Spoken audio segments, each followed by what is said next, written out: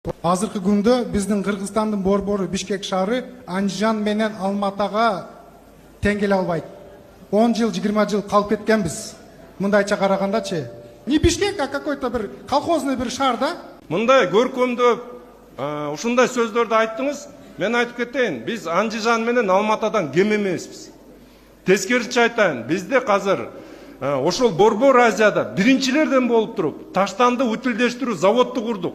Кече күнү Алматадан келди бизден тажрыйба алмашабыз деп. Жакын карада Белоруссиядан премьер келтат, мен тажрыйба алмашат элем деп. Жакында Тажикстандын премьерин мен тозуп ошол жерден көрсөтүп бердим. Мен айтайын, Бишкекти бизди артка тартып жамандабагыласыздар. Бишкекте жашап атасыңарбы? Үйүңдө жаман болсо дагы үйүңдү мактап турат. Оорулуу болсо да кыргыз эч качан оорулуумун дечи эмес, жакшы жүрөм деп айтчы. Ошондуктан мен силерди чакырып кетет элем. Силер айткан сөздөрүңөр ушул жерде калат деп ойлойсуңар, андай эмес. Бул дегенге бүгүн соц тармак аркылуу бүт жакка таралат. Анан кийин биз эл аралык бир кайсы бир иш-чараларда башыбызды жерге салып отурабыз уялганыбыздан. Бирок мен айтып кетейин, бизде бүгүн Бишкек шаарында көптөгөн иш-аракеттер бар, биз дагы мактана турган. Биз дагы тиешелүү деңгээлге чыккан.